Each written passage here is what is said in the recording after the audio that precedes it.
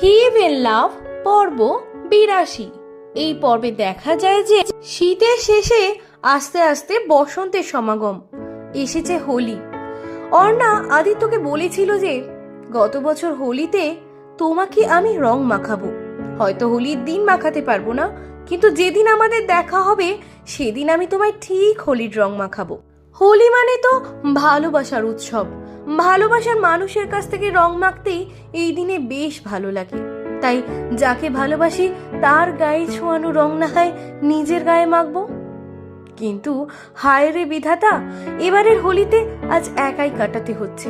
না আমার স্বামী আমাকে রং মাখালো, আর না আমি আদিত্যকে রং মাখাতে পারলাম। আসলে এটা সম্ভবই হবে না। যা এ জীবনে সম্ভব হবে না সে স্বপ্ন দেখেই বা কি লাভ, এইসব ভাবতে থাকে অর্ণা। অন্যদিকে আদিত্য এই বছর হোলিতে বিশেষ একটা রং খেলে না। তবে শেষ মুহূর্তে কিছু বন্ধু তার জোরাজুরি না শুনেই তার গায়ে রং দিয়ে দেয়। তবে আদিত্য আজ অর্ণার কথা ভেবেই সারাদিন রং মাখেনি। হোলিটা তার একরকমই রং ছাড়া কেটেছে। আসলে যার মন এখন রংবিহীন সে কি করে হোলির রং মাখবে? অন্যদিকে অর্ণারও একই কথা ভাবছে, আজ আদিত্য যদি আমার গালে হোলি মাখাতো তাহলে এই হোলিটা হয়তো আমার জীবনে চিরস্মরণীয় হয়ে থাকতো। ভেবেছিলাম সেটার কখনো একবার সুযোগ হবে, কিন্তু সেটাও হলো না। আদিত্য আমার সঙ্গে সমস্ত যোগাযোগ বন্ধ করে দিল। এই জন্মে না হোক পর জন্মে যদি সত্যি আমার মনের মানুষকে, সত্যি আদিত্যকে রং লাগাতে পারি, ভগবানের কাছে সেটাই প্রার্থনা করব। এই বলে সেই বসন্ত উৎসব কেটে যায়। তারপরে আস্তে আস্তে অনেকগুলো দিন পেরিয়ে যায়। এদিকে অর্ণা ছেলের ফাইনাল এক্সাম, সেই জন্য অর্ণা বেশ ব্যস্তই হয়ে পড়েছে।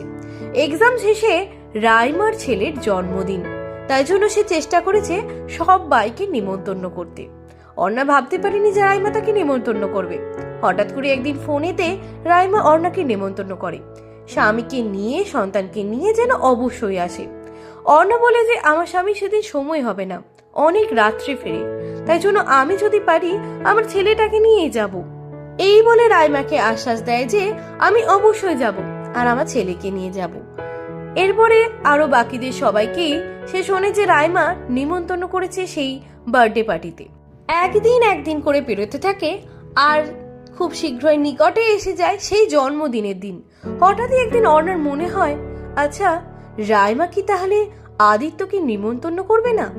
রাইমা তো আদিত্য ক্লোজ, তাহলে হয়তো করতে পারে।